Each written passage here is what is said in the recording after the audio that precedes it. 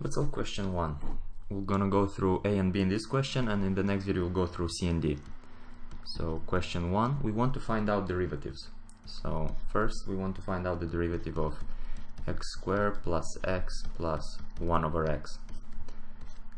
Alright, before going any further, let's actually just understand the intuition behind derivatives. Why is it practical and why is it so common in math, in economics and so on.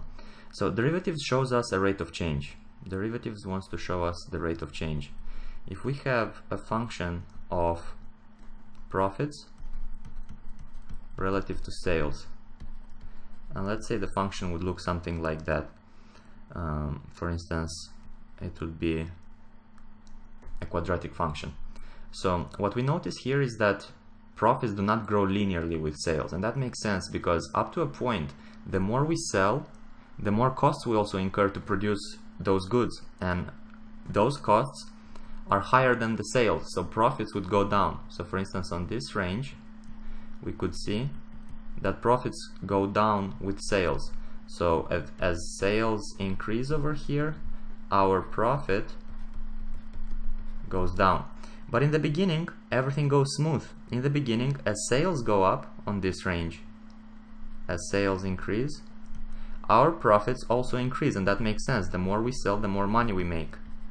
And although we have costs in this range, the costs are usually less than the sales because we're just in the beginning phase of our company, for instance. And you can notice that we are increasing, and then trying to flatten. We're flattening out. So we're having these diminishing returns because our costs are speeding up, our costs are reaching our sales levels, and the profits are becoming even, are becoming just zero, and then we actually start falling. And after a certain threshold, in our example, if this is what we're doing here, profits start rising again with sales. Maybe here we're investing in a technology that makes our production cheaper, and therefore our revenues are much higher or grow at a higher rate than our costs. So that would be the derivative. The derivative would show the rate of change between profits and sales. That's why we're studying them. And if, for instance, this would be a function of our profits in terms of sales, well, the derivative of this function would show us the rate of change at a certain point. So we would take, for instance, this point on our graph. Let's say at this point on our graph, when sales equals to 2,000 euros, for instance, let's say this is 2,000 euros, let's call it just 2K. What would be the rate of change here? So basically going from 2,000 euros in sales to 2,001 euros in sales, by increasing sales just by 1 unit, how would profits change? Well, that would be the slope. That would be the slope tangent to our curve. That would show us the rate of change, and that can be found out through the derivative. Okay, so how can we actually compute this derivative? We're going to go through several formulas. We're going to go through several rules, and in our case we're going to use the power rule. And let's write here the general rule for the power rule. X to the power of n derivative, that is n times x to the power of n minus 1. So we're literally taking the power and bringing it down, and then what is left we subtract 1. So in our case, if we want to apply it, how would that look like? If we have x squared derivative, if we have here x squared derivative, it would be 2 times x to the power of 2 minus 1. 2 minus 1, and as a result it would be just 2 times x. Now what is x derivative? X is actually to the power of 1. So if we write x to the power of 1 derivative, x to the power of 1 derivative, well, the result would be just 1 times x to the power of 1 minus 1, and that is 1 times x to the power of 0, which is just 1 times 1, and it is equal to 1. So the derivative of x is just 1. And the last one is 1 over x derivative. Well, if we want to use the power rule, let's write 1 over x as a power. So 1 over x derivative, 1 over x derivative. What is 1 over x? That is x to the power of minus 1. If we differentiate it, that would be equal to minus 1 times x to the power of minus 1 minus 1. X to the power of minus 1 minus 1, and that is equal to minus 1 times x to the power of minus 2. And if we write it a bit more neat, that would be just minus 1 divided by x squared, because a negative power means we could write it as a fraction. So if you add all these things up, what would be the final result? Let's write the derivative once again real quick and write the final results. Well, the final results would look like that. So the derivative of x squared plus x plus 1 over x would equal to 2x plus 1 plus minus 1 over x squared. And that would be it. Now let's go through question B. What do we have in question B? We have a division there. So question B, we have the derivative of x squared plus 4 divided by x plus root of x. We want to differentiate this. Now, what are we using here? Well, we have a formula when we divide two expressions and take the derivative. It's called the quotient rule.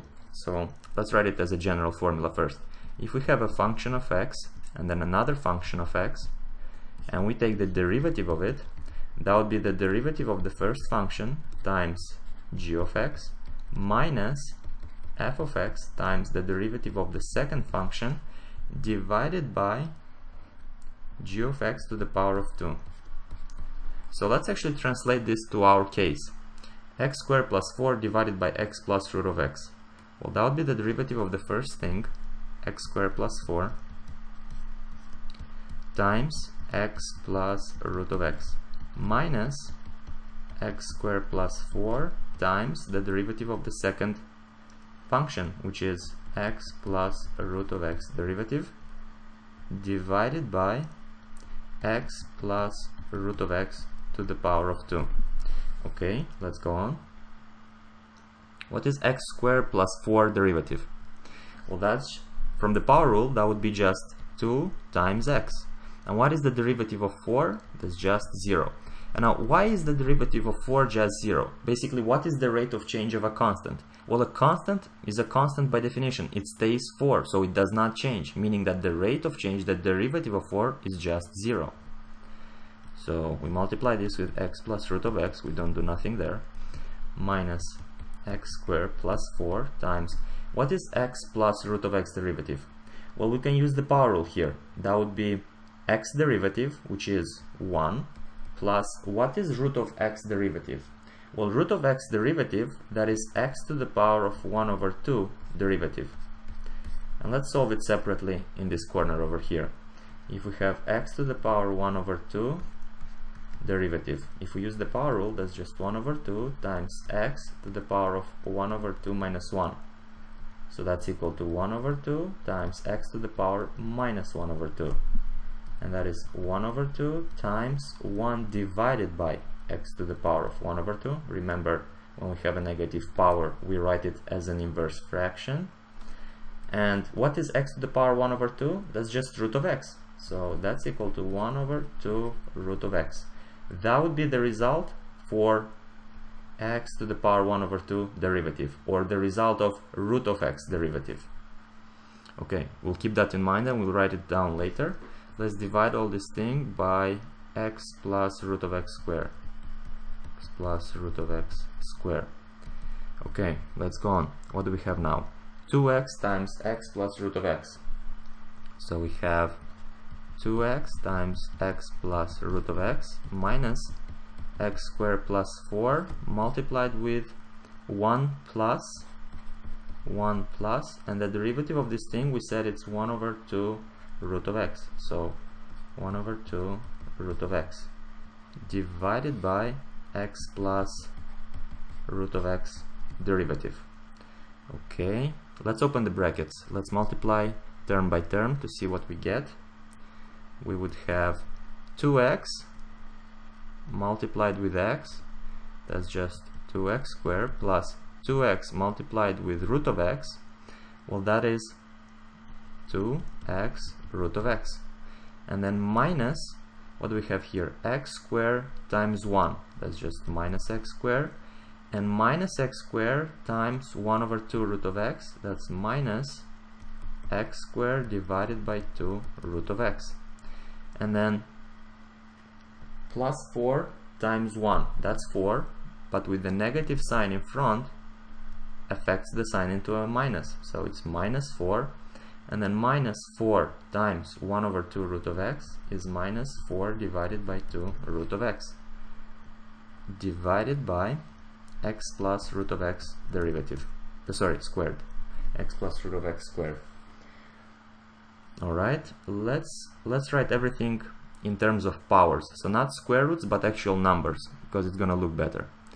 So we have 2x squared, we have 2x squared plus 2x times, what is root of x? That's just x to the power of 1 over 2, minus x squared minus x squared divided by 2 times x to the power 1 over 2 instead of root of x, minus 4 minus, and here 4 and 2 cancels out and we have just 2, so 2 divided by x to the power 1 over 2, everything divided by x plus root of x squared.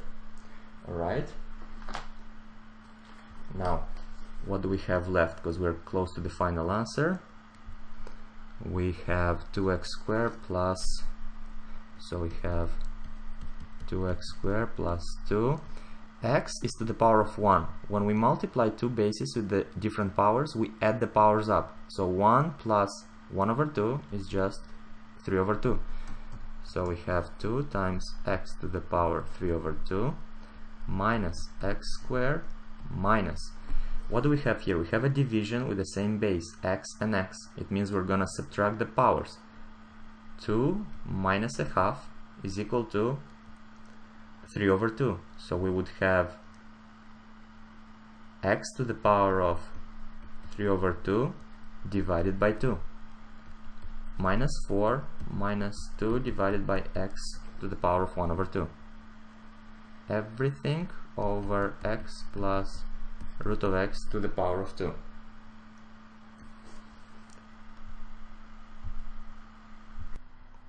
We can make some simplifications here. We have 2x squared minus x squared. That's equal to just x squared. So this term and this term, we can subtract them. And then 2x to the power 3 over 2 minus, what do we have here? We have 1 over 2 times x to the power 3 over 2. So 2 minus 1 over 2 is just equal to 3 over 2. So x squared minus 3 over 2 times this term, which is x to the power 3 over 2. And then minus 2 divided by x to the power 1 over 2 minus the constant 4. Everything divided by x plus root of x to the power of 2. And that's it. That would be our final answer. We're done here. In the next video we go through C and D.